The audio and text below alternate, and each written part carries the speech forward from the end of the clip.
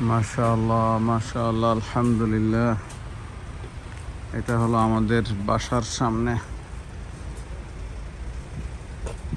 এবারে ভিয়েনাতে আজকে যেই বরফের চিত্রটা, এরকম বরফ আমরা পুরা শীতকালেই দেখিনি, পাইনি।